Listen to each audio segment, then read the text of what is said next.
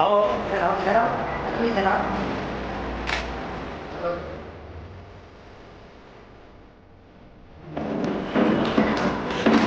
मनु तुम इधर आ जाते ना।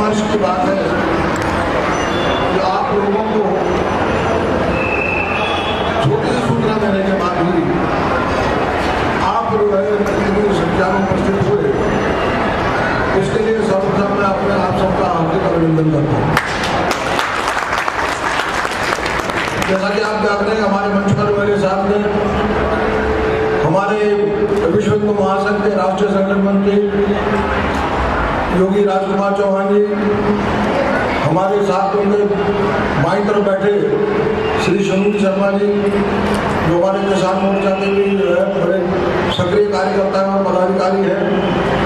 मेरी दाईं तरफ बैठे हुए हमारे राष्ट्रीय सचिव श्री सुभाष चौहान जी और हमारे जो संगठन के राष्ट्रीय महामंत्री श्री प्रभाष कुमार जी और हमारे विश्व हिंदू महासंघ के राष्ट्रीय प्रवक्ता विक्रम गोस्वामी। ये अपने जो दोहरा के आज तक तेहरा दायित्व निर्वहन कर रहे हैं। आजकल संगठन के साथ साथ ये कार्यालय को भी देख रहे हैं। ये परम हर्ष की बात है कि आवश्यकता पड़ने पर हमारे सैनिक जो हैं हर दायित्व को निर्वहन करने के लिए हमेशा तैयार रहते हैं। ये मेरे लिए बहुत ही गर्व की बात है और मैं आप सब लोगों पर गर्व कर सकता हूँ कि जब भी आपका आह्वान किया है आप सब लोग उपस्थित हुए हैं और संगठन को और अधिक सक्रिय और मजबूत बनाने के लिए कार्य कर रहे हैं।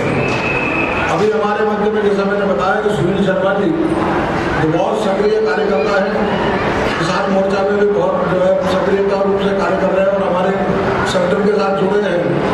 मैं उनसे निवेदन करता हूँ इससे पहले कि मैं माइक जो है विक्रम गोस्वामी को दूँ कि हमारे सुनील शर्मा जी हमारे अपने विचार जो है आप सबों के सम्मुख रखें और बताएं कि किस प्रकार जो संगठन को और अधिक मजबूत होकर किया जा सकता है। क्योंकि आप देख रहे हैं कि हिंदू समाज के सामने बहुत सारी चुनौतियाँ हैं और वो चुनौतियाँ किसी भी रूप में कम नहीं होती जा रही है। आपने देखा होगा किस तरीके से कुछ नेता हमारे सनातन धर्म पर निरंतर आक्रमण कर रहे हैं और हमारे सनातन धर्म पर तरह तरह की टिप्पणियां करते हैं और हम लोग बड़े खामोशी से उसको सहन कर लेते हैं। मतलब कहीं से उसका भी कोई प्रबल विरोध नहीं होता। एक आध टिप्पणी करने के बाद हम सब लोग जो शांत हो जाते हैं। अभी हाल ही की घटना है कि किसी नमाजी को किसी पुलिस वाले ने थोड़ा सा उठा दिया तो पुलिस वालों के बीच में ही पुलिस वाले उनको थाने में ले जा रहे थे और सारे मुसलमानों ने इकट्ठा करके पुलिस वालों के सामने ही वो उस पुलिस वाले की पिटाई कर दी। उनका दुस्साहस देखिए कि वो अपने एक व्यक्ति के लिए चाहे वो गलती कार्य कर रहा हो उसके लिए वो एकजुट होकर उसका विरोध करने के लिए इकट्ठे हो जाते हैं।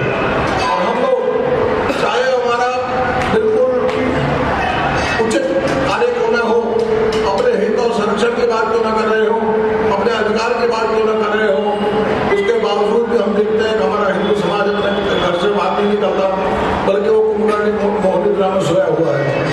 तो इसी समाज को जागृत करने के लिए हम समय समय पर आप लोगों को आह्वान करते रहते हैं और प्रयास करते हैं कि आप लोगों के माध्यम से हिंदू समाज संगठित हो, एकत्रित हो और अपने हितों के संरक्षण के लिए सक्रिय हो।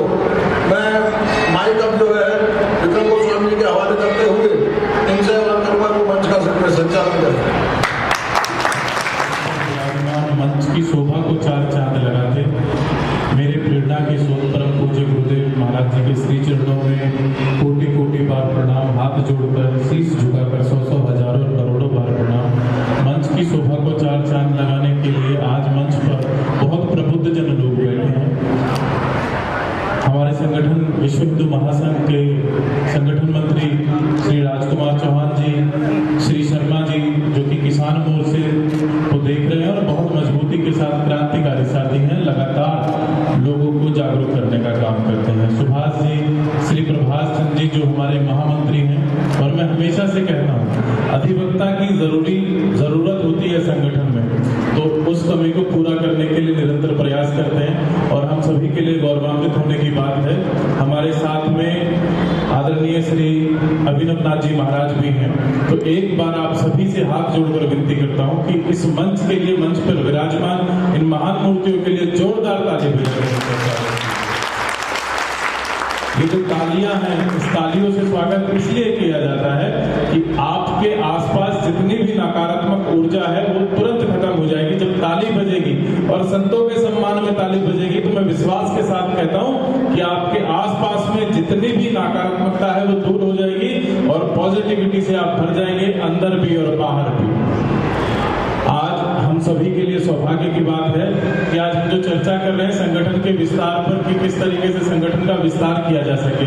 पूज्य गुरुदेव भगवान ने कई बार प्रयास किए कि लोगों को जागरूक करने का, समय समय पर संगठन के पदाधिकारी निरंतर प्रयास कर रहे हैं, लोगों को जगाने का, जागरूक करने का, छोटे बड़े कार्यक्रम चल रहे हैं और चाहता हूँ, क्योंकि मुझे मेरे गुरुदेव भगवान का ऐसा आशीर्वाद है। मैं ज़्यादा ना बोलते हुए ये माइक अब हमारे किसान मोर्चा के अध्यक्ष श्री शर्मा जी को, सुनील शर्मा जी को दे रहा हूँ।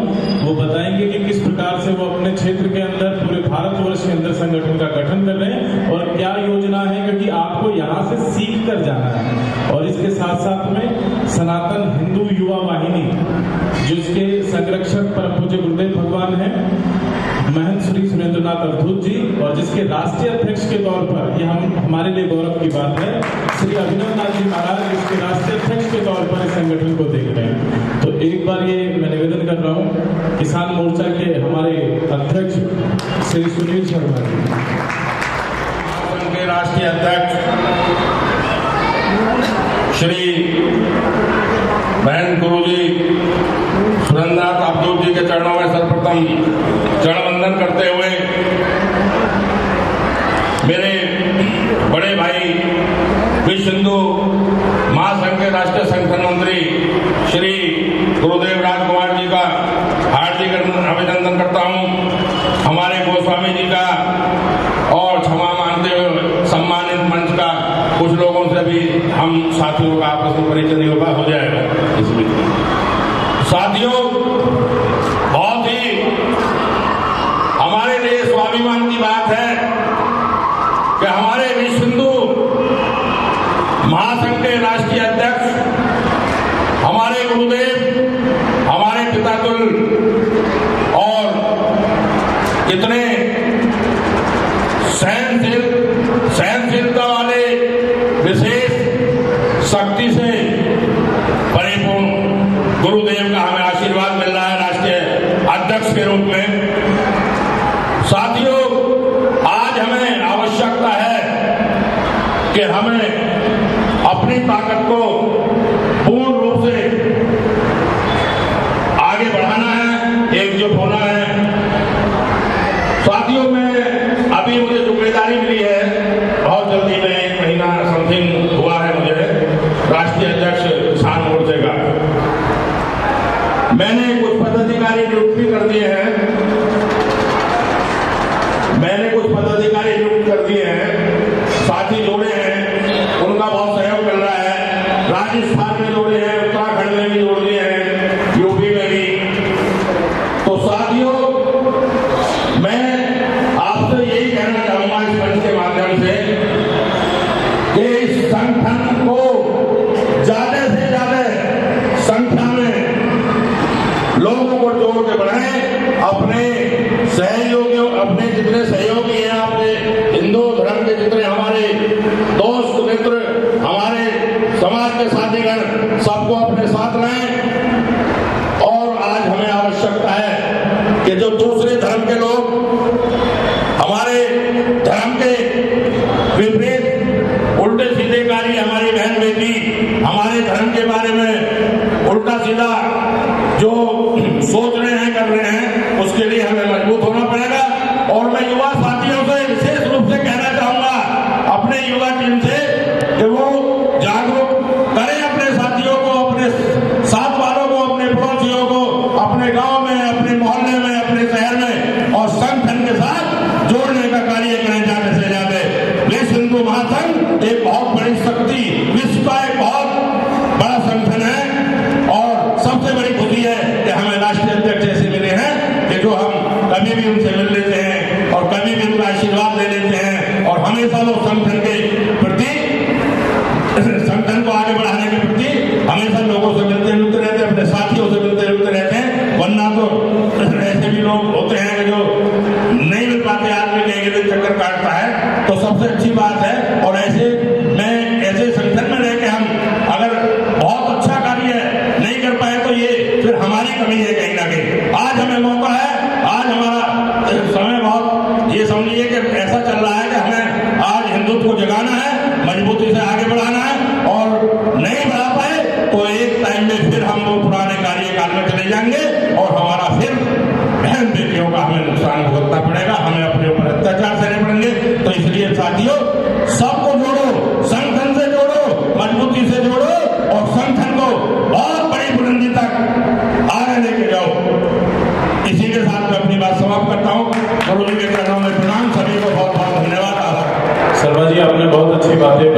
जरूरी भी है कि जब तक लोग अपने आसपास के माहौल को हिंदू में नहीं करेंगे, सनातन से नहीं जोड़ेंगे, हिंदू परंपराओं के बारे में नहीं बताएंगे, तब तक कुछ नहीं होगा। मैं अपने घर से 200 किलोमीटर दूर जाकर कहीं धर्म का प्रचार कर रहा हूँ, उस प्रचार करने का कोई लाभ नहीं है यदि मैं अपने घर के बगल में रहने वाले पड़ोसी को नहीं जगा सकता हूँ, मैं अपने घर में रहने वाले भाई को नहीं जगा सकता हूँ।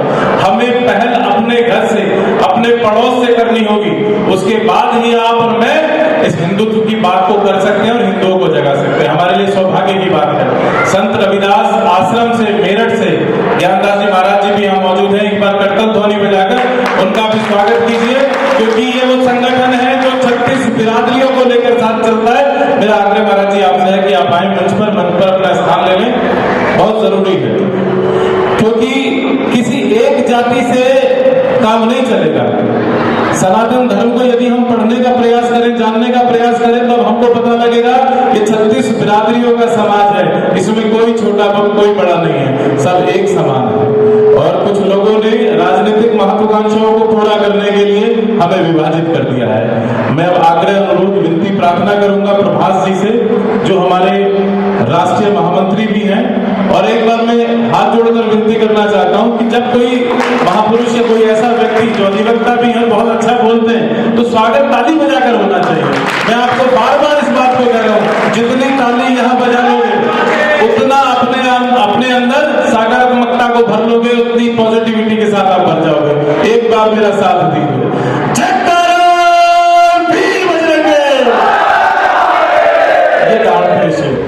आदरणीय गुरुदेव सुरेंद्रनाथ जी, मंचस्थ सभी प्रबुद्ध जनों का मैं स्वागत, अभिनंदन और प्रणाम करता हूँ। भगवान कृष्ण गीता में कहते हैं कि यदा यदा हि धर्मस्य ग्लानिर्भवति भारत अभ्युत्थानम् अधर्मस्य तदात्मानं सृजामि। जब जब धर्म की हानि होती है, मैं किसी न किसी रूप में अवतार। अवतार का मतलब होता है अवतरण, नीचे की ओर, न स्वर्ग से धरती पर।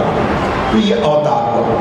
इस अवतार की श्रेणी में हमारे गुरुदेव महंत सुरेंद्रनाथ हैं, जिन्होंने आज से 10 वर्ष पहले इस संस्था का उद्घाटन किया था। और पहले इन्होंने सनातन हिंदू वाहिनी बनाई, उसके बाद सनातन हिंदू युवा वाहिनी, सनातन शक्ति वाहिनी, 3 तरह के संगठन इन्होंने बनाए। और उसमें हम आज युवाओं को लेकर बैठे हुए हैं। युवा हमारे वो पीढ़ी है जो बुजुर्गों से सत्ता ग्रहण करती है। हम बुजुर्ग हो चुके हैं और आप सत्ता के अधिकारी बनने के ये हैं, ट्रेनिंग में हैं। तो हम अपनी सत्ता का हस्तांतरण करते हैं सनातन हिंदू युवा वाहिनी की तरफ से। एक दूसरे को घर में बुजुर्ग जब आप बूढ़े हो जाते हैं तो युवा जो व्यक्ति होता है वो सत्ता संभालता है घर में। उसी तरह से ये हमारा परिवार है जिसमें हम सत्ता आपको सौंपने के लिए तैयार कर रहे हैं, ट्रेनिंग दे रहे हैं कि क्या क्या करना है। अब रही बात कि आपकी ट्रेनिंग कितनी पूर्ण होती है और कितनी ये होती है, ये आप पर भी डिपेंड करता है, हम पर भी डिपेंड। जितना आप उत्तरदायी हैं उतना ही हम भी उत्तरदायी हैं। इस उत्तरदायित्व को निर्वहन करना आज समाज में व्याप्त हो गया है कि हमारे धर्म पर हर तरफ से कुठाराघात हो रहा है। अभी जज साहब का नाम नहीं होगा, लेकिन जज साहब ने इस पर बड़ी टिप्पणी की है, यतो धर्मस्ततो जयः। इस विषय को लेकर के ये सुप्रीम कोर्ट में लोगो है जो जज साहब के पीछे लगा हुआ है, उस पर उन्होंने टिप्पणी की है कि क्या सभी धर्मों के लिए यह है, और सभी धर्मों के लिए नहीं है तो फिर किस धर्म के लिए है? या तो संविधान बनाने वाले मूर्ख थे या ये जज साहब मूर्ख है। तो यतो धर्मस्ततो है का मतलब क्या हुआ? जहां धर्म है वहीं जय, यतो धर्मस्ततो जय। धर्म क्या है? धारयति धर्म। क्या हलाला धर्म के अंतर्गत आता है? क्या चोरी करके ले आना ईमान कहलाता है? अगर वो ईमान कहलाता है तो बेईमान कौन कहलाता है? तो इस तरह की जहां परिस्थितियां बन रही है हमारे देश में, हमें इस पर सोचना होगा, विचारना होगा, हमारे युवाओं को भी विचारना होगा। तो आज की स्थिति ऐसी हो गई है कि हमारे धर्म पर चारों तरफ से कुठाराघात हो रहा है। इस कुठाराघात को दुष्प्रचार के माध्यम से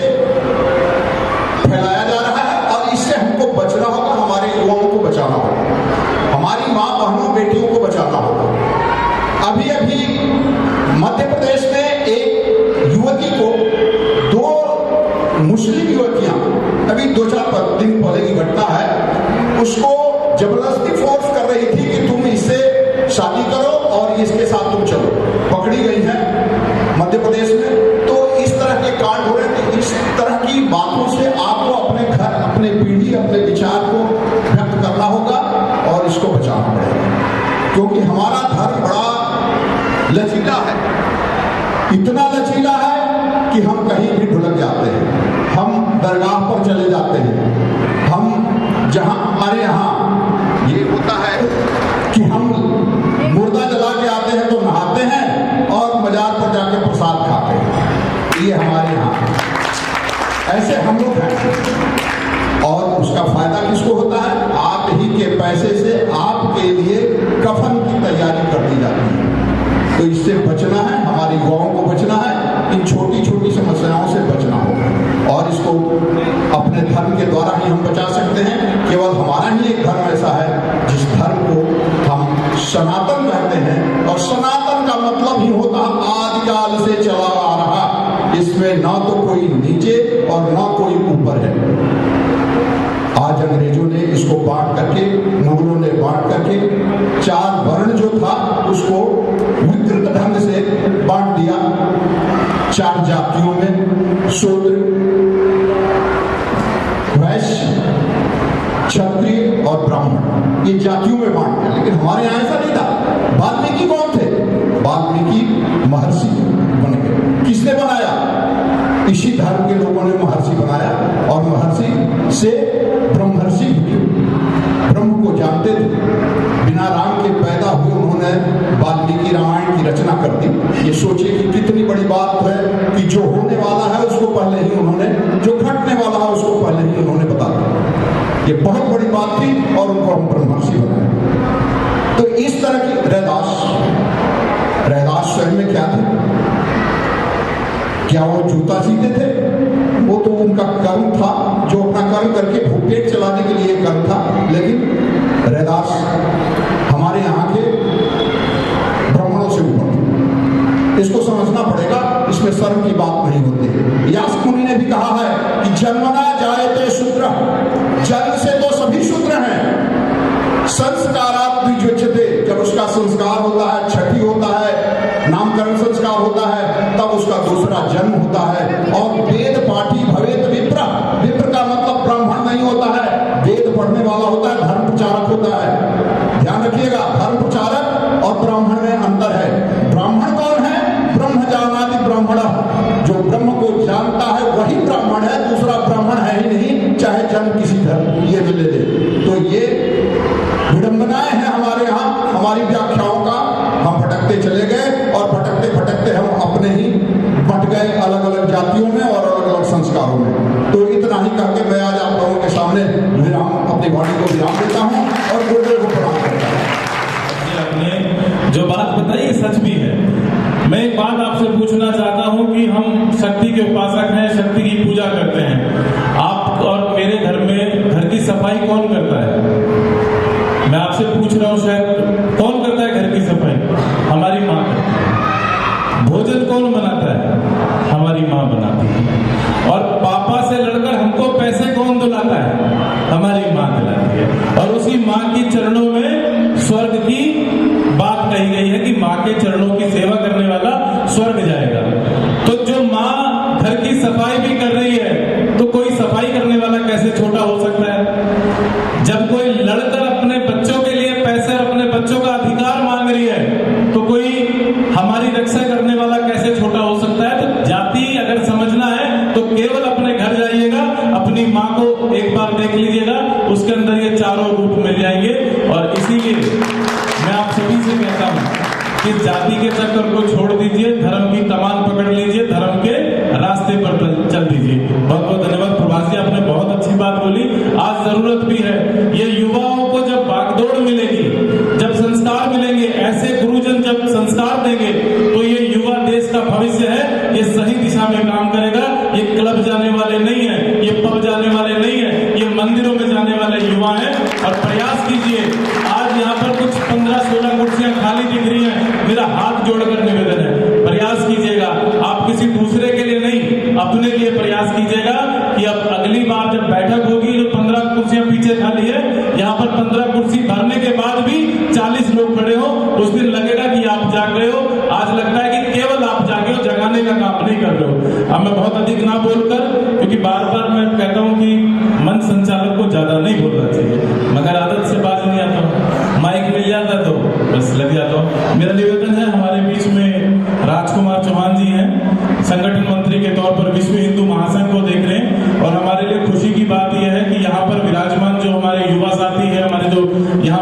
बहनें बैठी हैं वो विश्व हिंदू महासंघ और सनातन हिंदू युवा वाहिनी के लोग हैं, तो एक बार आप अपने संगठन के लिए जोरदार ताली बजाइए।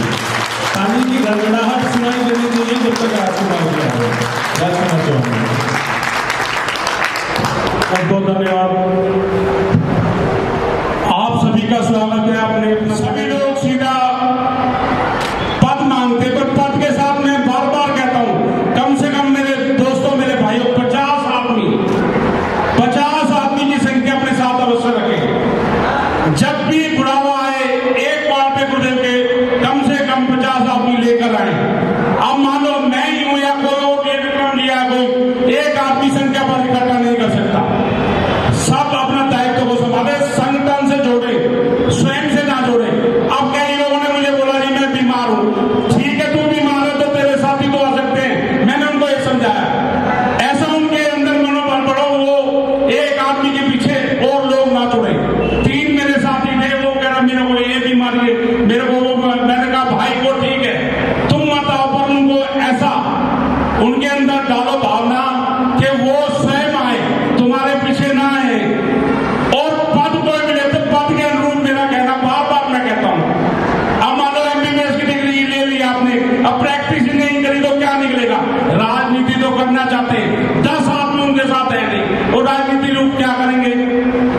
हम भी आपका साथ दे सकते हैं, आपके लिए नारे लगा सकते हैं, पर हम राजनीति किसी को नहीं करवाते। हमारा गैर राजनीतिक संगठन है, हिंदुत्व का प्रचार प्रसार गुरुदेव के आशीर्वाद से हम लोग करते हैं।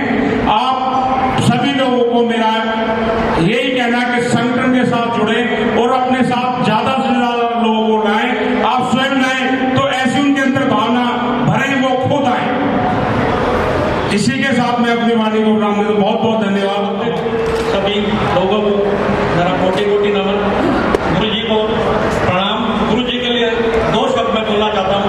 गुरु जी, प्रेम जब से तुमसे अनंत हो गया, मेरा रोम रोम संत हो गया, मेरा तन देवालय हो गया, मेरा मन महंत हो गया। और गुरु जी आपका आशीर्वाद जब से मिला है मुझको, ये कोला भी संत हो गया, ये कोला भी संत हो गया, ये कोला भी संत हो गया। गुरु जी यहाँ पर आकर, आपके चरणों में आकर, यहाँ पे आने से पहले मैं कुछ बड़ा कमजोर होता हूँ। यहाँ पर आने से पहले मैं बड़ा कमजोर होता हूँ, और गुरु जी के चरणों में आकर मैं कुछ और होता हूँ। कि पक चुकी है आदतें, बातों से असर होता नहीं। पक चुकी है आदतें, बातों से असर होता नहीं। अरे कुछ तो करो हंगामा, क्या गुजर होता नहीं। कि कुछ तो करो हंगामा, क्या गुजर होता नहीं। कि हो गई है पीर परवसी, हो गई है पीर परवसी, अब निकलनी चाहिए इस हिमालय से, अब कोई गंगा निकलनी चाहिए इस हिमालय से, अब कोई गंगा निकलनी चाहिए। हो गई है पीर परवसी, अब निकलनी चाहिए इस हिमालय से, अब कोई गंगा निकलनी चाहिए। आज दीवारें हिल रही हैं पर्दों की तरह, आज दीवारें हिल रही हैं पर्दों की तरह, आज दीवारें हिल रही हैं पर्दों की तरह। मगर शर्त यह थी कि बुनियाद हिलनी चाहिए, मगर शर्त यह थी कि बुनियाद हिलनी चाहिए। आज हर नगर, हर शहर, हर गांव से हाथ लहराते हुए हर लाश चलनी चाहिए। लाश उन्हें कह रहा हूं मैं जो हिंदू के लिए, हिंदू होकर भी हिंदू के लिए बोल नहीं सकते, वो लाश ही है, वो जिंदा लाश है। कि हर गली, हर शहर, हर गांव से हाथ लहराते हुए हर लाश चलनी चाहिए। और फकत हंगामा खड़ा करना मेरा मकसद नहीं, यह सूरत हाल बदलनी चाहिए। मेरे सीने में न सही, तेरे सीने में सही, या कहीं ना कहीं भड़कनी चाहिए। धन्यवाद। क्योंकि सारी बात तो उन्होंने कह दी अपने शब्दों से, तो ये शायरी भी सभा में होनी चाहिए, क्योंकि जो जैसे समझे उसको वैसा समझाना चाहिए।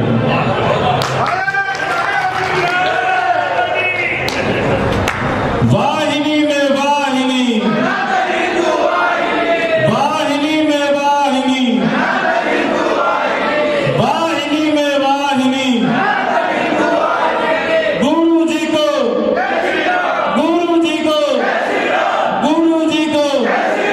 गुरुदेव, ये आज से कोई 4 साल पहले नारे हमने लगाने प्रारंभ करे, और आज मैं देखता हूं कि जितने भी कार्यक्रम हिंदुत्व से संबंधित होते हैं, या मेरे भारतीय जनता पार्टी के साथी इसी नारे को लगा रहे हैं।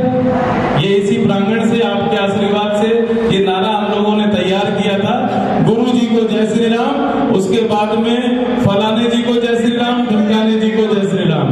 ये गुरुदेव की कृपा, गुरुदेव की अनुकंपा ऐसी है, जब ये भारत के हर हिस्से में ये नारा चल रहा है, ऐसे ही आप हमें आशीर्वाद देते रहिए कि आपके इस मंच से निकला नारा पूरे भारत में गूंजना चाहिए। अब मैं आग्रह कर रहा हूँ करोलबाग के प्रवक्ता, भारतीय जनता पार्टी से, जिला करोलबाग से प्रवक्ता है हमारे भाई, एक बार वो भी हमारे युवा साथियों को प्रेरित करने के लिए अपने शब्द रखें।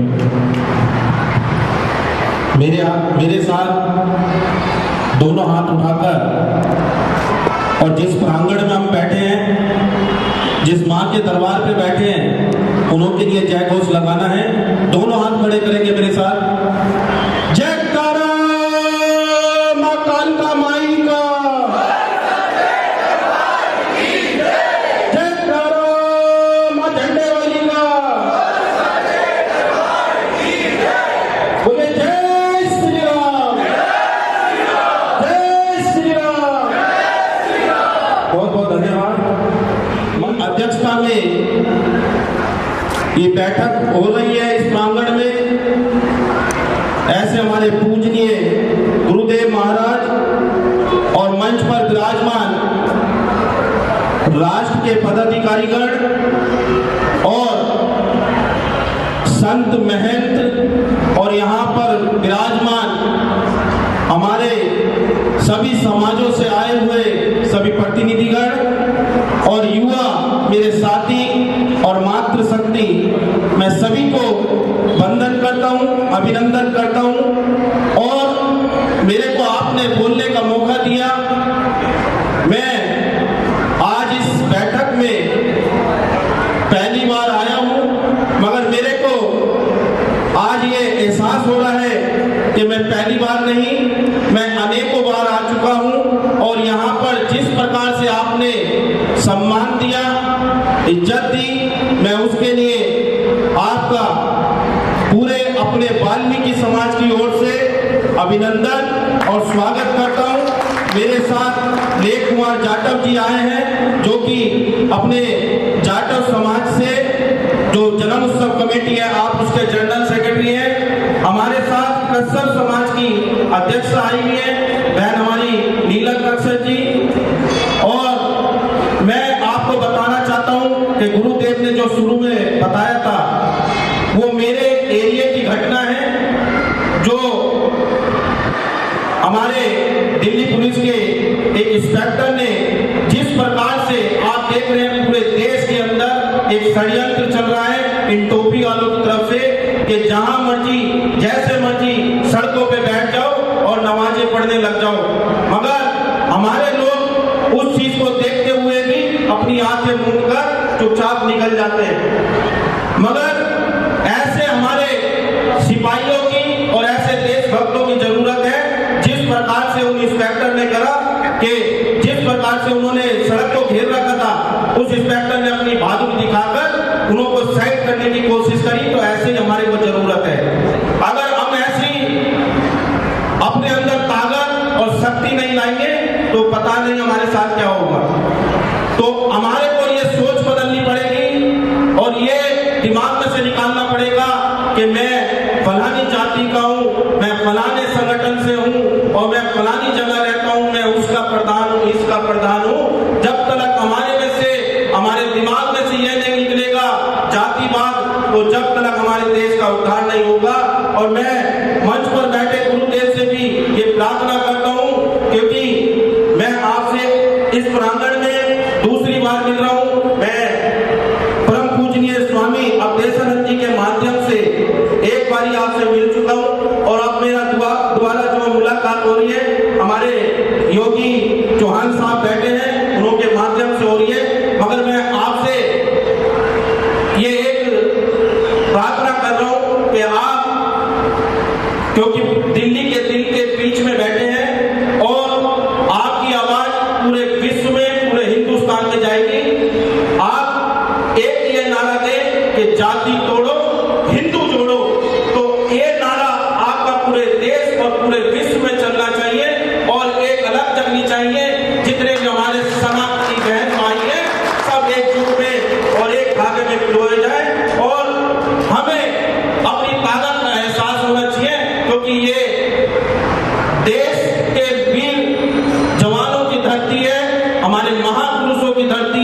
हमारे सनातन की धरती है और आपके सभी के सहयोग से अब ये देश विश्व गुरु की ओर अग्रसर है। तो मेरी यही प्रार्थना है कि आप सभी जाति तोड़ो, हिंदू जोड़ो, सनातनी जोड़ो, इस प्रकार के नारे अपनी गाड़ियों पे, अपने दरवाजों पे और अपने मोहल्लों में लिखवाएंगे तो ये समझ लीजिए कि दूसरी ताकतें हमारे पास भटकने की भी नहीं सोचेंगी। तो मेरे को बस यही अपना विचार रखना था और मैं आपको आश्वासन देता हूं कि मेरे को जब भी आप आदेश करेंगे, जो हमारे साथ लोग आए हैं तो वो सभी मेहनत से आपके साथ लगेंगे। हमारे को कोई पद की लालसा नहीं है, मगर मैं आपको ये आश्वासन देता हूं कि आप जब भी आवाज मारेंगे 150 लोग हमारी तरफ से आपके प्रांगण में बैठे नजर आएंगे। बहुत बहुत धन्यवाद, बहुत बहुत शुक्रिया। जय श्री राम। बहुत अच्छे से बताया कि किस तरीके से समाज चलना चाहिए, किस तरीके से हिंदुत्व का काम होना चाहिए। मैं आपके सबके संज्ञान में एक बात लाना चाहता हूं कि मेरे परम पूज्य गुरुदेव ने 2011 में एक ऐसा भव्य कार्यक्रम किया था जिसमें पूरी 36 बिरादरी मौजूद थी।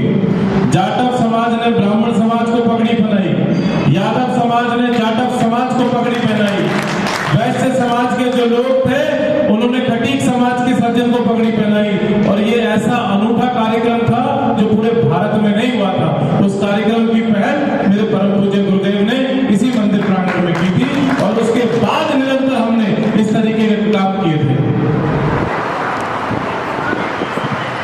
मैं गुरुदेव आपको बताना चाहता हूं कि आपके अध्यक्षता में और आपके करोलबाग क्षेत्र में आपके कर कमलों से हम पूरे सहभोज का कार्यक्रम करेंगे आपकी अध्यक्षता में। बहुत सुंदर। तो इस प्रकार का कार्यक्रम हमारे पूज्य गुरुदेव निरंतर करते रहते हैं। ये कार्यक्रम केवल मंदिर से शुरुआत हुआ, हर मोहल्ले हर गली तक हमने लोगों को जागरूक करने का कार्यक्रम किया। सहभोज के कार्यक्रम निरंतर चलते रहते हैं और आज भी चल रहे हैं। मेरे भाई ने जिस तरीके से कहा कि करोलबाग जिले के अंदर सहभोज का कार्यक्रम होगा तो ये बहुत जरूरी है। आप भी प्रयास कीजिए, आप भी कोशिश कीजिए। जब आप इस जाति के जहर को छोड़कर हिंदुत्व की ओर देखने लगेंगे तब आपको पता लगेगा कितना विराट धर्म है हमारा, कितना व्यापक धर्म है हमारा। केवल एक मात्र सनातन धर्म ऐसा है जिसे विज्ञान की कसौटी पर कसा जा सकता है, जो मानने और जानने की आवश्यकता केवल सनातन धर्म को है। बाकी सारे पंथ जो है वो मानने वाले हैं, आपको जबरन मानना पड़ेगा, यहाँ जानना पड़ेगा।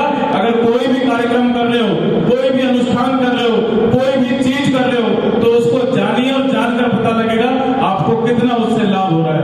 अभी लेखराज जी की बात चल रही थी, मेरे पुराने साथी हैं, हम बहुत लंबे समय से साथ काम कर चुके हैं। तो ऐसे भाई हमारे, मैं इनको पहले पंडित जी बोलता था क्योंकि आप ज्ञानी व्यक्ति हैं, जब भी मिलते थे तो ज्ञान ध्यान की बात होती थी।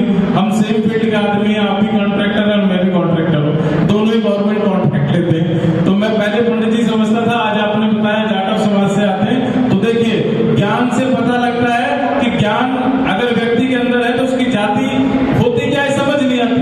हम तो पंडित जी पहले भी बोलते थे, आज भी हमारे लिए पंडित जी हैं। ये आपने कहा वो जाटव समाज से आते हैं, हमारे सर्कल के सारे लोग उन्हें पंडित जी बोलते हैं। पंडित जी को जय श्री राम।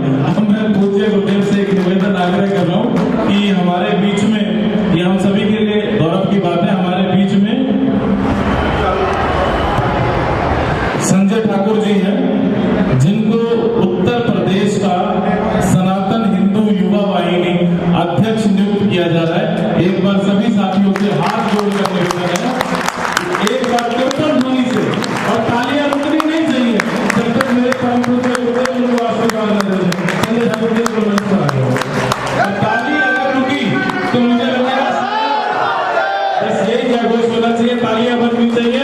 मुझे लगना चाहिए मेरे भाई मेरे साथ हैं और मेरे परम पूज्य गुरुदेव का आशीर्वाद जब तक मिल रहा है तब तक आपको तालियां बजानी है। पवन भाई आपकी ताली बोल रहे हैं, मैं देख रहा हूँ पीछे, मैं पीछे तक देख रहा हूँ। देवस ताली नहीं बजा रहा है, रवि ताली नहीं बजा रहा है, मैं हर व्यक्ति को देख रहा हूँ। विक्की ताली नहीं बजा रहा है, शैलेंद्र ताली नहीं बज रही है, सौरभ ताली नहीं बज रही है, शैलेंद्र तालियां नहीं बज रही है, पीछे तक ताली बजनी चाहिए। पवन तालियां जोर से तालियां बजनी चाहिए। ये हाथ रुकने चाहिए।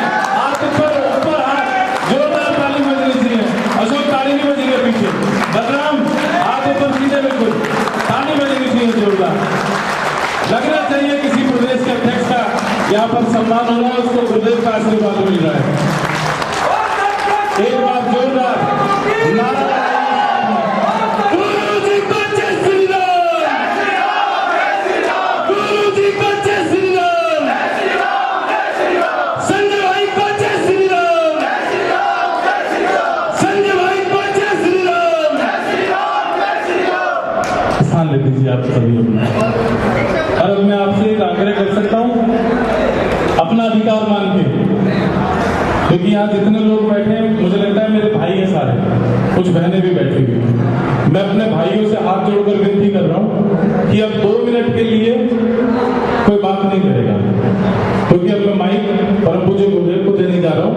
पिन ड्रॉप साइलेंट होना चाहिए, क्योंकि आज ये मेरे और आपके लिए सौभाग्य की बात है कि ऐसे सरल संत जिनके सानिध्य में रहकर हम कुछ सीख पा रहे हैं, हम कुछ बोल पा रहे हैं, उनका सानिध्य आप सभी को प्राप्त हो रहा है। आप सभी के लिए गौरव की बात है। तो एक बार आप उनको सुनिए और उनकी बात को अपने जीवन में आत्मसात करने का कोशिश कीजिएगा, प्रयास कीजिएगा, उनके शब्दों को समझिए और अपने जीवन में उतारिए। मैं आपको विश्वास के साथ कहता हूँ, बहुत सारी समस्याएं तो शायद आज ही आपकी हल हो जाएंगी, केवल उनको सुनना है, समझना है। तो आप सभी से आग्रह है कि कोई किसी तरीके की चर्चा बात नहीं करेगा, फोन बजेगा तो साइलेंट कर देना, जब तक गुरुदेव बोल रहे हैं चुपचाप सुनने का प्रयास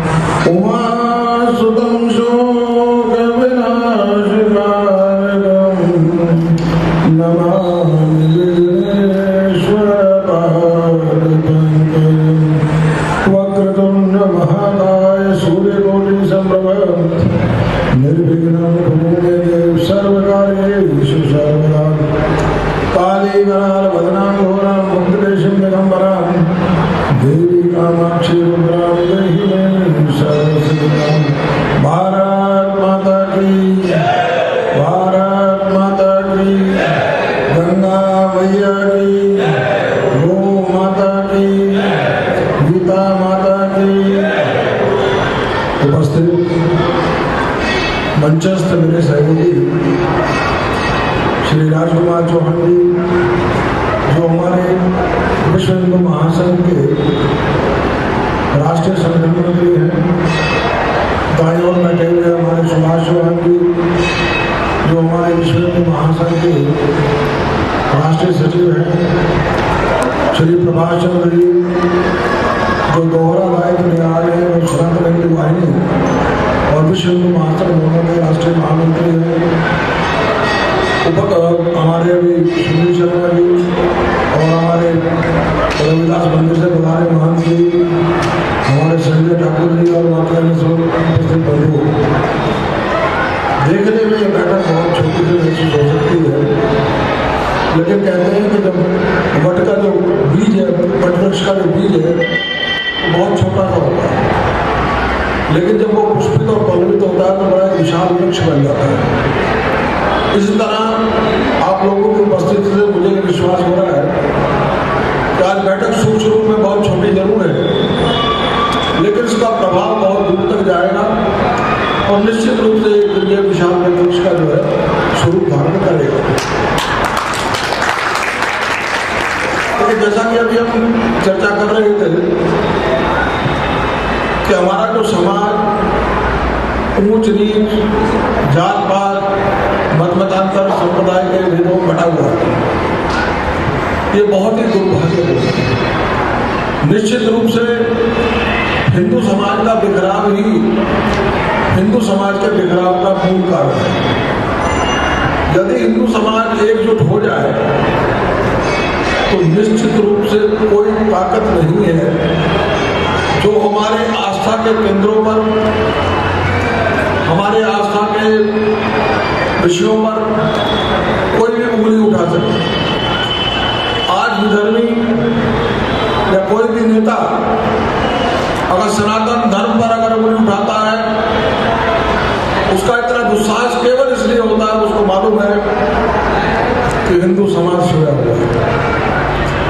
उसकी चमड़ी इतनी मोटी है कि उसका कितना ही अपमान क्यों ना हो जाए, वो सोया रहता है, उसको फर्क नहीं पड़ता। वो ये देखता रहता है मेरे पड़ोसी पर गाज गिर रही है, उसके साथ अत्याचार हो रहा है, उसका शोषण हो रहा है, वो शांत रहता है, मौन रहता है। वो इस बात का इंतजार करता है कब उस पर वार होगा। एक तो हमें इस दुविधा की स्थिति से उभरना होगा। और जैसा कि अभी वो घटना बता रहे थे हमारे करोड़ बाग के साथी जो है, तो घटना करोड़ बाग में हुई, तो मेरा एक संदेश उन तक पहुंचा दे कि जिस सिपाही के साथ ये दुर्घटना हुई, उनके साथ पिटाई की गई, अगर उन पर कहीं भी किसी तरह की कोई हम चाहते तो हम विश्व हिंदू महासंघ उनका जो डट कर साथ देगा। और भविष्य में भी यदि हमारे किसी हिंदू बंधु के साथ कोई अत्याचार अनाचार होगा तो विश्व हिंदू महासंघ और सनातन हिंदू वाहिनी के कार्यकर्ता मिलकर उसका पुरजोर विरोध ही नहीं करेंगे, बल्कि जिस हिंदू साथी को प्रताड़ित किया जा रहा है, जिसके साथ दुर्घटना हो रही है, अत्याचार अनाचार हो रहा है, उसका हम डटकर साथ देंगे। ऐसा हमारा संकल्प है। और यही सनातन हिंदू वाहिनी और विश्व हिंदू महासंघ को गठित करने का मूल लक्ष्य भी है। हमारे धर्म, संस्कृति और संस्कार का संरक्षण, हिंदू हितों का संरक्षण, इस ऊंच नीच के भेदभाव को मिटाना, जैसा कि हमारे महामंत्री जी ने अभी आपके सामने रखा कि हमारे यहाँ जाति का कोई कंसेप्ट नहीं था, वो वर्ग भेद था, वर्ण भेद था, वो जाति भेद नहीं था। उस कार्य के अनुरूप उसकी पहचान होती थी।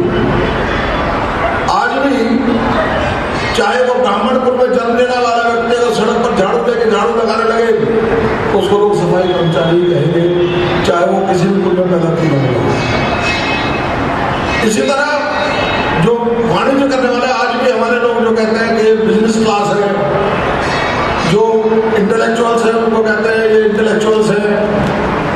उसी तरीके से उस समय जो विद्या का आदान प्रदान करते थे, ज्ञान मार्ग का अनुसरण करते थे, उनको पंडित कहा जाता था। तो हमारे गोस्वामी जी कह रहे थे कि आज तक उनको पंडित के रूप में जानते थे। कोई आश्चर्य की बात नहीं, क्योंकि पंडित होने का मतलब है ज्ञानवान होना। जिसको अपने अस्तित्व का भान हो गया, अपने धर्म का ज्ञान हो गया, वो पंडित ही है। क्योंकि जैसा हमारे महामंत्री जी बोल रहे थे, जन्मने जाए शूद्र, शूद्र का मतलब है रॉ मटेरियल। जैसे अगर हम कहें कि मेरी बनी है, उससे पहले एक लकड़ थी, एक बना हुआ काट कर हो सकता था ना हो, लेकिन जब इसका स्वरूप बदल दिया गया, यानी इसको संस्कारित कर दिया गया, कोई मेज बनकर तैयार हो गई, कोई कुर्सी बनकर तैयार हो गई। इसी तरीके से मानव जीवन में पहले जो जन्म लिया है, हम सभी शूद्र हैं। जन्मने जाए थे शूद्र, यानी रॉ मटेरियल है। संस्कार आगे युक्त थे। जब हम संस्कार का वर्णन करते हैं, हम संस्कार हमारे अंदर जागृत हो जाते हैं तो हम द्विज कहलाते हैं, यानी हमारा दूसरा जन्म होता है। और वेदाध्याय भवे विप्रम, वेदों के अध्ययन करने वाले को विप्र की संज्ञा दी गई। और जिसको ब्रह्म का साक्षात्कार हो गया उसको ब्राह्मण कहा गया। इसका प्रमाण है महर्षि वाल्मीकि जी, वो ब्रह्म ऋषि कहलाए, चाहे उनका किसी भी जाति में जन्म हुआ हो, लेकिन अपने कर्म के बल पर वो ब्रह्म ऋषि की श्रेणी को प्राप्त हुए। तो इसी प्रकार आज भी हमारे यहाँ जाति भेद नहीं, वर्ण भेद था, और इसको बुलाकर पुनः जो है इस जात पात ऊंच नीच मत मतांतर के भेद को मिटाकर पुनः एक सशक्त और संगठित हिंदू समाज को रखने की आवश्यकता है। इसकी वजह क्या है? हम बार बार संगठन की बात क्यों कर रहे हैं? कहते संघे शक्ति करो युगे, क्योंकि जब जब हमारा बिखराव हुआ है तब तक हमारा जो है हिंदू बिखरेगा तो हिंदू बटेगा तो कटेगा। अब से पहले भी हम जो बिखराव के कारण ही हम जो है गुलाम हुए, वरना हमारे राजपूतों में तो ना साहस की कमी थी, ना पराक्रम की कमी थी, लेकिन बिखराव के कारण, आपसी फूट के कारण हम गुलाम हो गए। आज भी वही परिस्थितियां हमारे सामने हैं। अभी हम देख रहे हैं कि किस प्रकार हमारी बहन बेटियों को फुसलाकर, बहलाकर, प्रलोभन देकर, दबाव देकर उनका धर्मांतरण कराया जाता है। और उसमें उनके मौलाना, उनको मस्जिदों से उनका संरक्षण होता है। उसी के बाद देखिए हमारे हिंदुत्व के दो प्रमुख शत्रु हैं, एक है इस्लाम और दूसरा है क्रिश्चियनिटी। इस्लाम वाले तो खुलेआम दाव बनाकर हमारे हिंदुओं को जो धर्मांतरण कराते हैं, लेकिन ये क्रिश्चियन है, बहुत खतरनाक है। ये हमारे निरंतर हमारी जड़ों को खोखला करते हैं और जो हमारे दलित और वंचित भाई हैं वो उनको जो उनका शिकार कराते हैं, उनको प्रलोभन देकर कभी नौकरी का, कभी विवाह का, कभी अर्थ का, आर्थिक लोग प्रलोभन देकर उनका धर्मांतरण करते हैं। तो हमें इन दोनों से ही सावधान रहने की आवश्यकता है और अपने बहन बेटियों को सजग करना होगा। तो आपने देखा होगा क्या वजह है कि आज तक, मैं मूल विषय में भी आ जाऊँ, ना कभी किसी मदरसे का अधिग्रहण हुआ, ना किसी मस्जिद का अधिग्रहण हुआ, ना किसी चर्च का अधिग्रहण हुआ, जबकि साउथ में अब तक लगभग 4 लाख मठ मंदिरों का अधिग्रहण हो चुका है। जब भी विरोधी सरकार रही, कांग्रेस तो निरंतर जो हिंदू विरोधी रही है, जहां जहां कांग्रेस की और क्रिश्चियनों की सरकार रही है, कम्युनिस्टों की सरकार रही है, वहां वहां हमारे हिंदू मंदिरों को जो अधिग्रहित कर लिया गया और उससे होने वाली जो आमदनी है उसको हिंदू धर्म में खर्च नहीं किया जाता। ना मंदिरों को विकास के लिए खर्च किया जाता है, बल्कि उनको विधर्मियों में खर्च किया जाता है। उनको हज यात्रा में, मस्जिदों के निर्माण के लिए, चर्चों के निर्माण के लिए, चर्चों के विकास के लिए खर्च किया जाता है। ये बहुत ही विडंबनापूर्ण स्थिति है। हमें इसके लिए भी अपनी आवाज बुलंद करनी पड़ेगी। आप सबको मालूम है अच्छी तरह कि हमारे जितने भी प्रमुख मंदिर हैं वो सब सरकारी अधिग्रहण कर दिया किया जा चुका है, सरकार के नियंत्रण में है। हमने पहले भी संत समिति के माध्यम से आवाज उठाई थी कि हमारे जितने भी मठ मंदिर हैं उनको मुक्त किया जाए और जो तत्त संप्रदाय है या जो वहाँ के जो अधिकारीगण हैं, जो वहाँ की संस्थाएं हैं, उनको उनके हवाले किया जाए। लेकिन अभी उसका पूरा असर नहीं हुआ। एक बार कर्नाटक सरकार ने घोषणा की थी कि जितने भी मठ मंदिर हैं उनको तुरंत मुक्त किया जाएगा। अब केंद्र में हिंदूवादी सरकार होने के बावजूद अभी भी हमारे बहुत से मंदिर, मठ मंदिर जो है सरकार के नियंत्रण में है। हम सरकार से भी ये मांग करते हैं कि हमारे मठ मंदिरों को तुरंत जो सरकारी नियंत्रण से मुक्त किया जाए और जो जिस संप्रदाय का है, जो वहाँ की जो संस्थाएं हैं, उनको उनके हवाले किया जाए। और अभी दूसरे की बात तो क्या करें, कभी सरकारी अधिनियमों के माध्यम से तो कभी न्यायालय के माध्यम से हमारे मंदिरों पर अंकुश लगाया जाता है, उसको नियंत्रित किया जाता है, उसको अधिग्रहण करने का प्रयास किया जाता है। और हमारा हिंदू समाज बजाय उसको विरोध करने के बड़ा प्रसन्न होता है। वो देखकर बड़ा खुश होता है कि चलो सरकारीकरण हो गया। ठीक है, कुछ कमियां हैं, हमारे मठ मंदिरों के जो प्रबंधक हैं उनमें भी बहुत सारी कमियां हैं। वहाँ उन कमियों को दूर करना चाहिए। उसके लिए ये जरूरी नहीं है कि उसका अधिग्रहण ही किया जाए। दूसरा लफ्ज आपकी चर्चा हम कर चुके हैं, धर्मांतरण की चर्चा कर चुके हैं और अब एक ही लक्ष्य हमारा है कि हिंदू हितों का संरक्षण, गौ माता का संरक्षण। जब गौ माता के संरक्षण की अगर बात करें तो हम जानते हैं कि हमारे जो माता तो हमें जो कुछ वर्ष दूध पिलाती है, लेकिन क्या वजह है कि आज भी हमारे जो गौ हत्या को हम बंद नहीं करा सके। कहने को केंद्र में हिंदूवादी सरकार है, लेकिन गौ हत्या पर पूर्ण प्रतिबंध अब तक नहीं लगा है। और संत समाज लगातार ये मांग करता रहा है कि गौ माता को राष्ट्रीय पशु घोषित किया जाए और उसकी हत्या करने वालों को जो है कड़े से कड़ा दंड दिया जाए। क्योंकि क्या वजह है कि आज भी आप जो है घर में कुत्ता तो पाल सकते हो, लेकिन घर में गाय नहीं पाल सकते। उसके लिए आपको जो है सरकारी कानून जो आपके आड़े आते हैं वो आपको गाय पालने की अनुमति नहीं देते, लेकिन कुत्ता आप चाहे महंगा पाल लो, जिसके काटे चाटे स्वाद के गौ महत्व विपरीत। और वो गौ माता जिसका मूत्र भी पवित्र है, जिसका गोबर भी पवित्र है, जिससे अनेकों सारी बीमारियों का इलाज होता है, ऐसी गौ माता को पालने का जो नियम हमारे यहाँ आज भी नहीं है। आज भी दिल्ली में अगर आप गौ माता को पालना चाहते हैं तो आपके ऊपर जो प्रतिबंध लगा दिया जाएगा। तो बंधुओं, ऐसी बहुत सी परिस्थितियां हैं जिसके ऊपर जो बहुत गहन चिंतन की आवश्यकता है और अब जरूरत है कि हिंदू समाज उठ खड़ा हो, जागे, अपने आप को, अपने हितों को पहचाने और अपने हितों पर होने वाले कुठाराघात को आइए हमारे नीचे हमारे संत महानुभाव बता रहे हैं, हम उनका आइए आज बता दिए।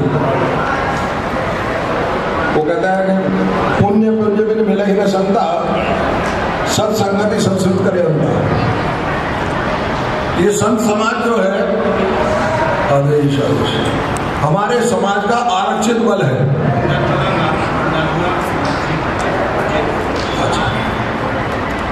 अभी सूचना मिली है हमारे बीच में जो महाराज जी बना रहे हैं वो उज्जैन से बना रहे हैं और धर्माराज जी महाराज श्री का योग पट है। बड़ी प्रसन्नता की बात है कि आप भी बना रहे हैं, आपका हार्दिक अभिनंदन।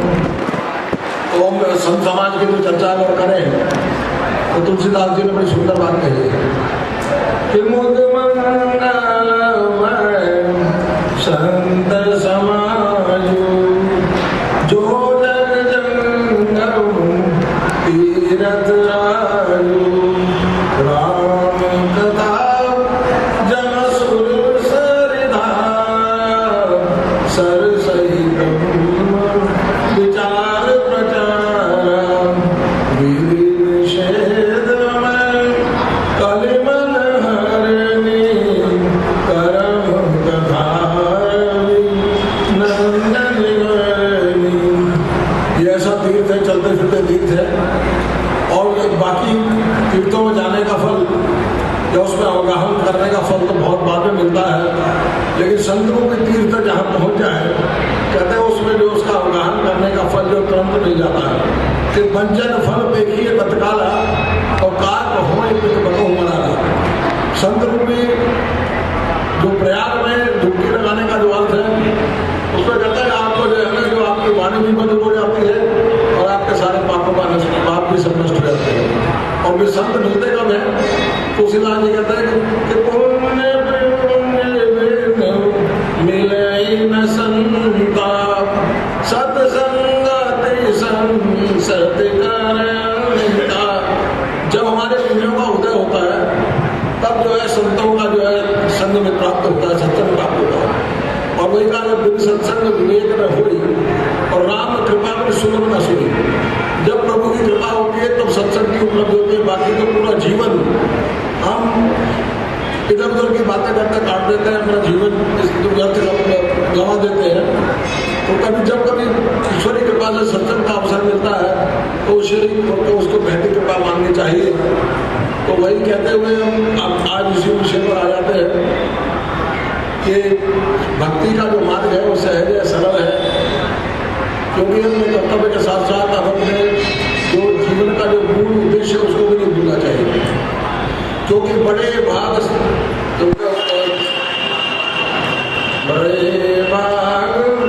मानुष तन पावा सुर दुर्लभ सद रंगन आवा ते पर दुख पावहि सिर धुन धुन पछतावहि काल ही करवहि ईश्वर ही मिथ्या दोष लगाए।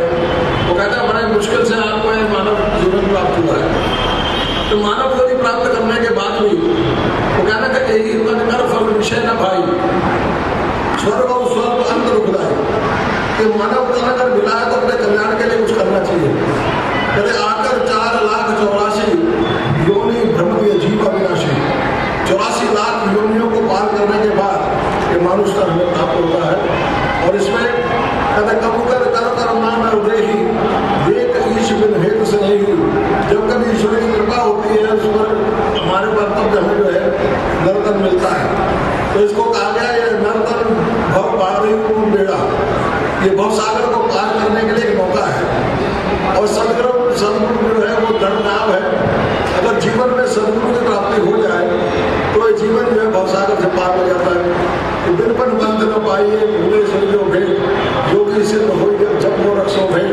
तो संतों का संग जब मिल जाए तो निश्चित रूप से कल्याण कारक होता है। और आज हम एक सूक्ष्म रूप में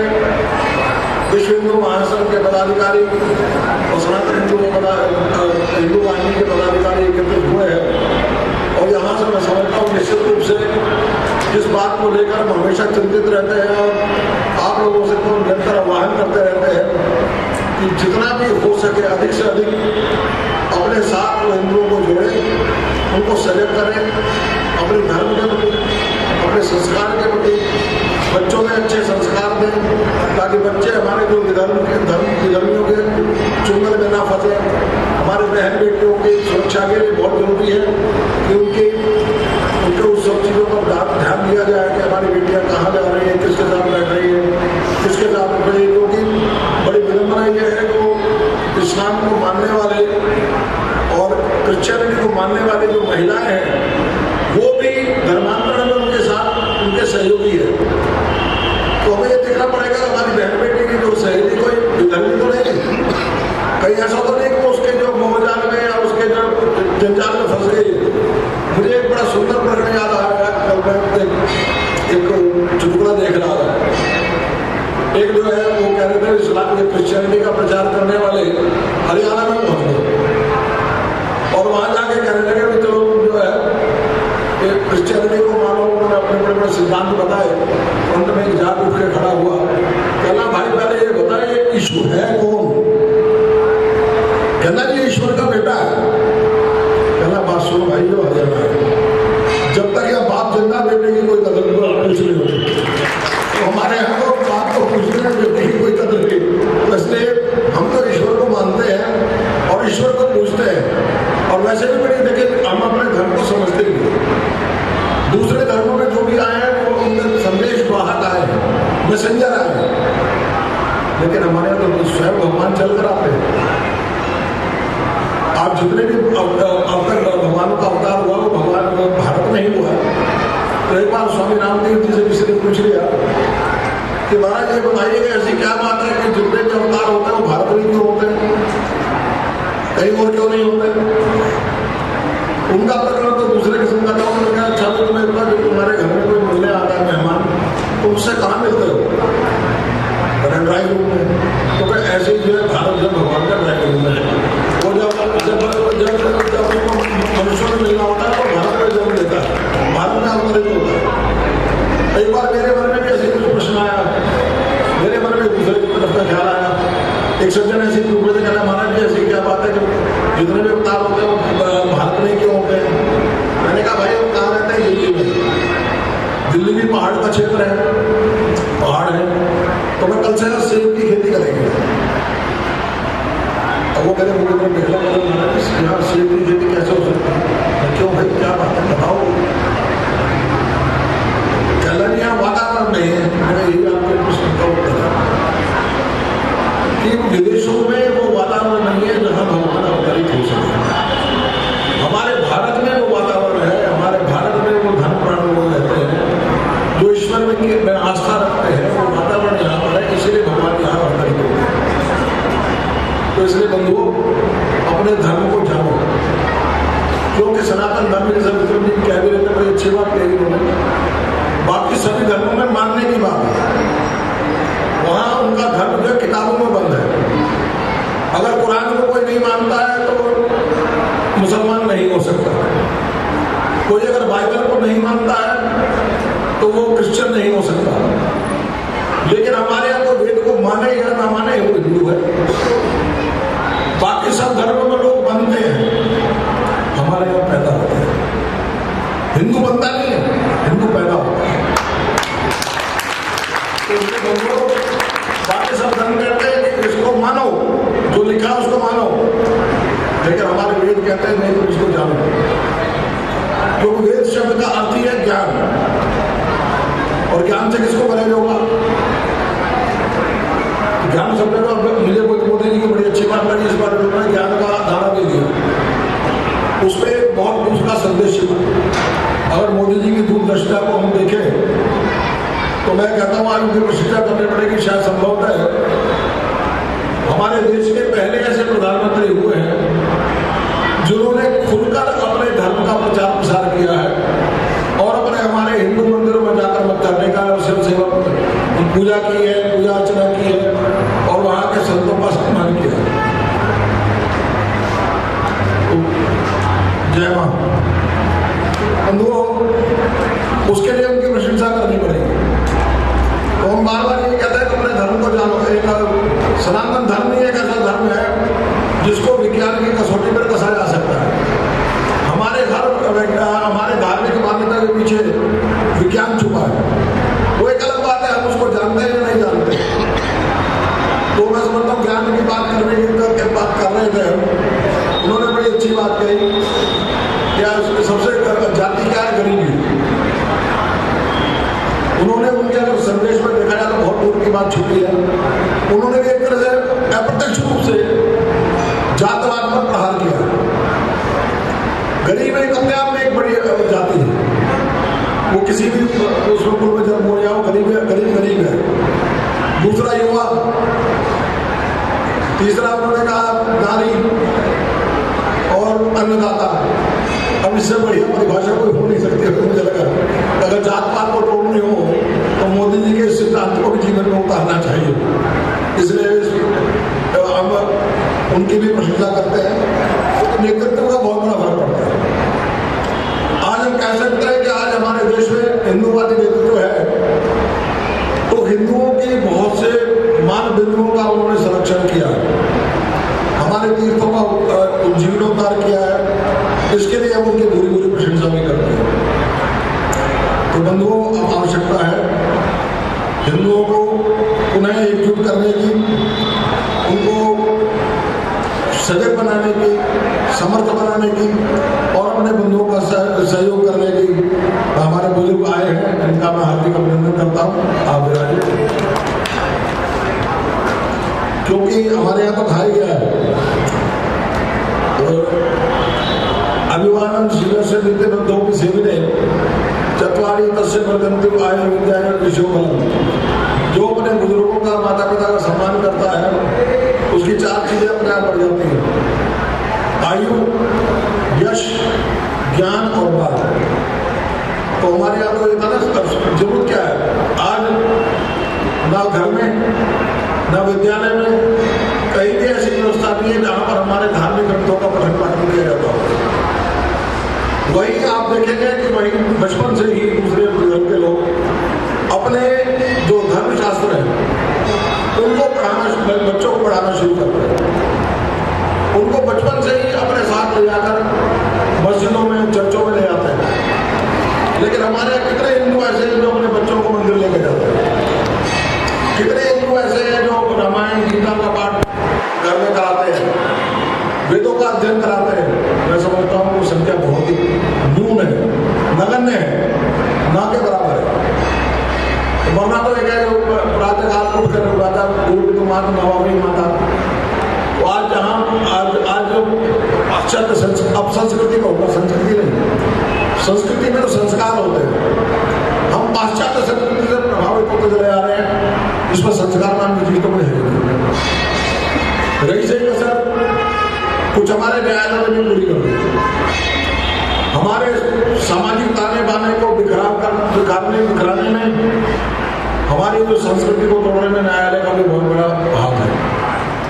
अब ये बताइए, किसी पति के रहते अगर ये कह दिया जाए उसकी पत्नी कहीं भी आती जाए, कहीं उन्मुक्त आचरण करती रहे, इसको हमारी संस्कृति में कहाँ स्वीकार किया जाता है?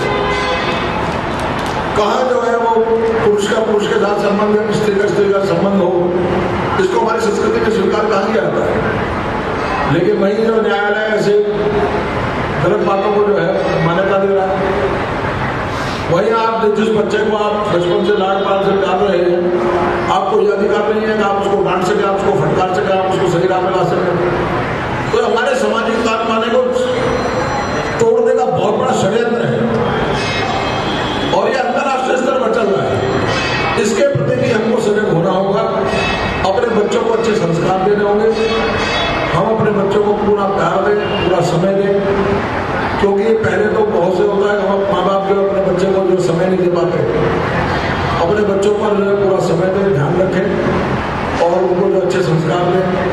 और मैं समझता हूँ इसी के साथ आप सब लोगों का धन्यवाद करते हुए मुझे पूरा विश्वास है कि आज आप लोगों से जो चर्चा हुई है उसको ध्यान में रखते हुए आप अपने आसपास में हिंदू समाज को जागृत करेंगे, संगठित करेंगे, उनको समर्थ बनाएंगे और आवश्यकता पड़ने पर इनका सहयोग करेंगे। यही कामना करते हुए को विराम देता हूं। सनातन हिंदू युवा मंच में सिद्धार्थ जी को मीडिया प्रभारी के तौर पर नियुक्त किया जा रहा है। एक बार कट्टर ध्वनि से सिद्धार्थ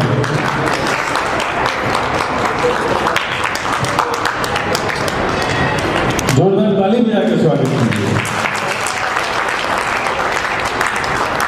संजय जी आप भी ऊपर मंच पर आइए।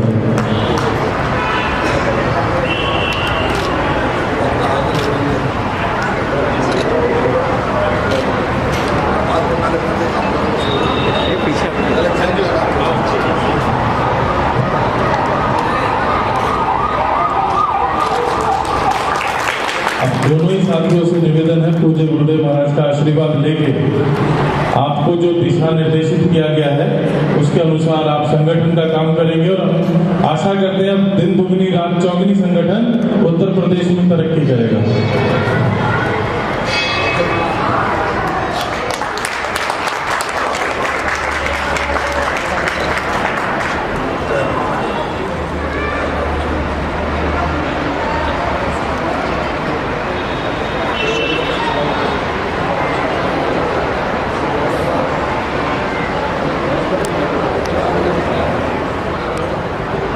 जैसा कि हमारे विक्की उज्जैन वाला जी हमारे साथ आए और हमसे वादा भी किया है हमारे साथ कंधे से कंधा मिला के काम करेंगे। हमें ऐसे कार्यकर्ताओं की आवश्यकता है, इससे हमारा मनोबल बढ़ेगा, दिल्ली प्रदेश भी मजबूत होगा। हमें गुरुदेव के आदेश से उपाध्यक्ष दिल्ली प्रदेश विक्की उज्जैन वाला जी को गुरुदेव के आदेश से आप उपाध्यक्ष होंगे। साथ में आपकी टीम के आए अपने क्या नाम पाइए, आप दिल्ली प्रदेश सचिव और बहन भी महिला प्रकोष्ठ की सचिव होंगी कश्यप जी।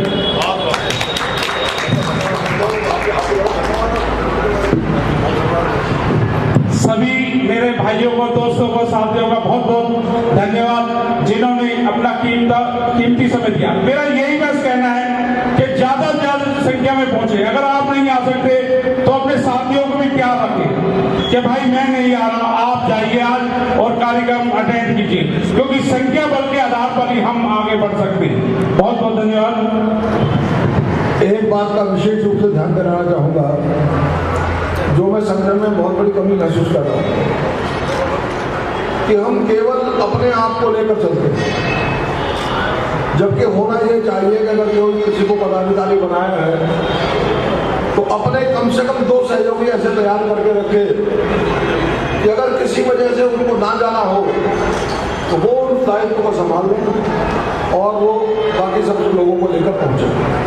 ये नहीं कि अकेले को बनाया, अगर वो नहीं आया तो बाकी सब लोग भी नहीं आए। ये बहुत बड़ी कमी मैं जो संगठन में महसूस कर रहा हूँ।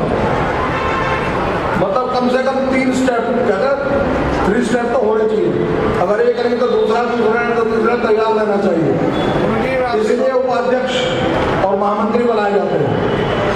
इसलिए उपाध्यक्ष और महामंत्री बनाए जाते हैं कि अगर अध्यक्ष किसी वजह से कहीं अनुपस्थित है तो उसके स्थान पर दूसरा आदमी जो उस दायित्व को पूरा करने के लिए तैयार है।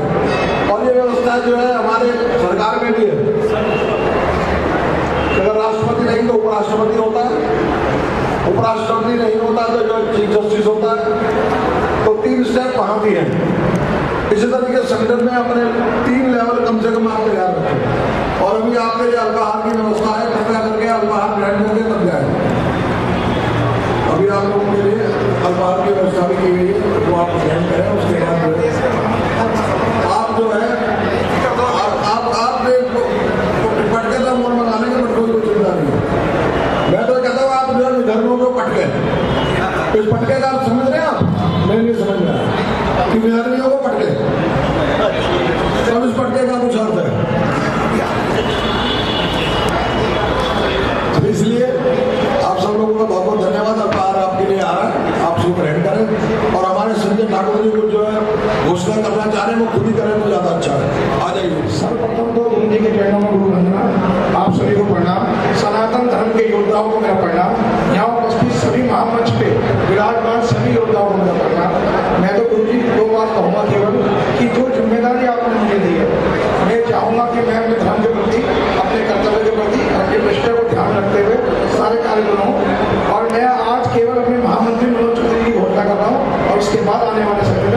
सबको